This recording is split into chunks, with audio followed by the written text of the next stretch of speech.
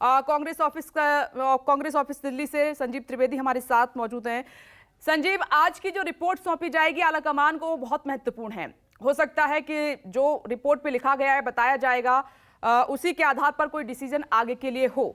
लेकिन एक सवाल मैं जरूर पूछना चाहूंगी आपसे कि आखिर क्या है वजह है संजीव कि कोई भी बड़ा नेता जो है कांग्रेस अध्यक्ष नहीं बनना चाहता है? इसके पीछे की वजह क्या है?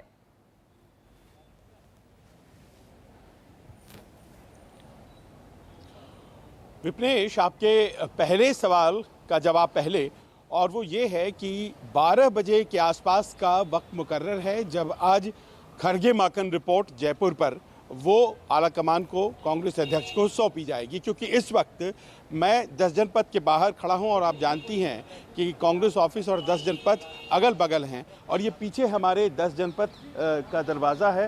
कांग्रेस के चुनाव समिति की बैठक चल रही है इस वक्त, और हिमाचल प्रदेश में चूंकि चुनाव हैं, पहले से प्रस्तावित थी ये बैठक, तो सोनिया गांधी इस बैठक में इस वक्त शिरकत कर रही हैं। कई बड़े बड़े नेता जो कि चुनाव समिति के सदस्य हैं वो पहुंच रहे हैं इस वक्त 10 जनपद, और ये बैठक तय करेगी कि कौन कौन से उम्मीदवार होंगे जो इस बार हिमाचल प्रदेश में पार्टी का प्रतिनिधित्व करेंगे, चुनाव लड़ेंगे। इस बैठक के बाद ये कहा जा रहा है कि जो रिपोर्ट है वो सबमिट की जाएगी।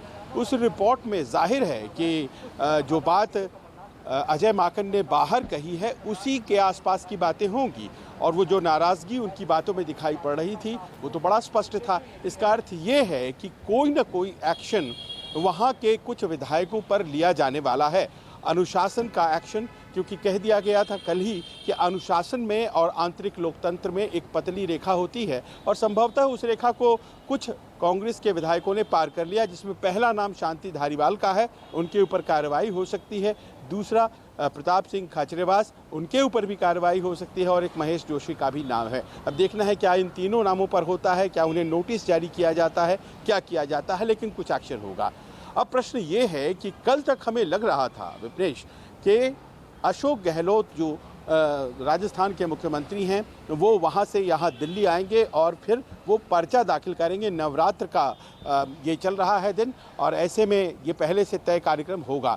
30 सितंबर की जो तारीख है, आज 27 हो गए, 3 दिन बचे हुए हैं, और शशि थरूर ने फॉर्म ले लिया है। कल वो राहुल गांधी के साथ थे उनकी पद यात्रा में, और संभवतः उसके बाद वो भी फॉर्म भरने वाले हैं। लेकिन अचानक से घटनाक्रम बदल गया, और ये जो विधायक बागी तेवर दिखाने लगे जयपुर में, और गहलोत के ऊपर नाम लग गया। गहलोत के ऊपर यह आरोप लगे कि दरअसल उन्होंने ही ये प्रायोजित किया है, और अजय माकन की बातों से तो लगता है कि वो मानते हैं।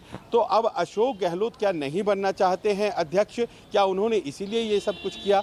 कल शाम में कमलनाथ बुलाए गए, और कमलनाथ यहाँ 10 जनपद पहुँचे, और कमलनाथ ने यहाँ घुसने के पहले ही पत्रकारों को ये कह दिया कि मैं पर्चा भरने नहीं जा रहा हूँ, किसी भी स्थिति में मैं पर्चा नहीं भर रहा हूँ, मैं कांग्रेस की अध्यक्ष पद की रेस में नहीं हूँ। तो ये बड़े ईमानदारी से उन्होंने पहले ही कह दिया, पहले भी कह चुके हैं। तो ये दूसरे नेता, मान लीजिए कि कांग्रेस के अध्यक्ष पद का चुनाव है और उसके लिए व्यक्ति खोजे जा रहे हैं, अशोक गहलोत को जिम्मेदारी दी गई, तो वो इस बात में फंस गए कि उनका वहां पर सक्सेसर कौन होने जा रहा है। गहलोत साहब से कहा जा रहा है तो वो ये कह रहे हैं कि मुझे मध्य प्रदेश में 2023 तक कंसंट्रेट करना है।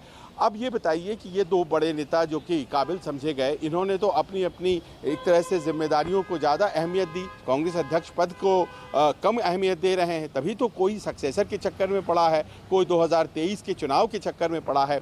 अब कुछ और नाम सामने आने लगे हैं, जैसे मुकुल वासनिक का नाम सामने आने लगा है, मल्लिकार्जुन खड़गे का नाम सामने आने लगा है, दिग्विजय सिंह का नाम सामने आने लगा है। हालांकि अभी भी कांग्रेस दफ्तर में वो दफ्तर खुला हुआ है, सब लोग चुपचाप बैठे हुए हैं, पर्चा लेने कोई नहीं आया है।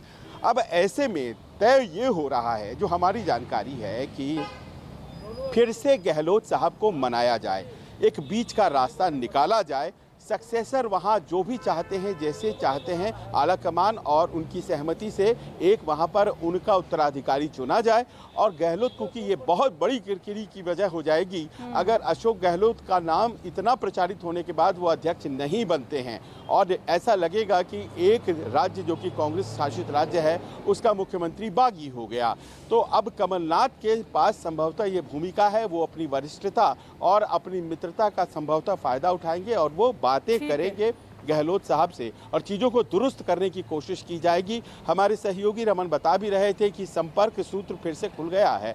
बातचीत अशोक गहलोत और सोनिया गांधी के बीच हुई है, लेकिन इस पूरे मामले में जो किरकिरी हुई है, पूरी पार्टी की फजीहत हुई है, नेतृत्व के खिलाफ एमएलएज खड़े हो गए हैं, इस कारण से कांग्रेस को बहुत ही ज्यादा इमेज का संजीव, आप नुकसान सही हुआ कह रहे हैं और इसका शायद और ज्यादा आने वाले विश्लेषण दिनों हम में करेंगे। पार्टी को मनीष बहुत खोदा साहब के पास जाएंगे, लेकिन उससे पहले नमस्कार, मैं हूं मानक गुप्ता। अगर आपको हमारा ये वीडियो पसंद आया हो तो इसे लाइक और शेयर जरूर करें और हाँ, हमें सब्सक्राइब और फॉलो करना ना भूलें ताकि आप देश और दुनिया की कोई खबर मिस ना करें। तो जुड़े रहिए हमारे साथ और देखते रहिए न्यूज़ 24।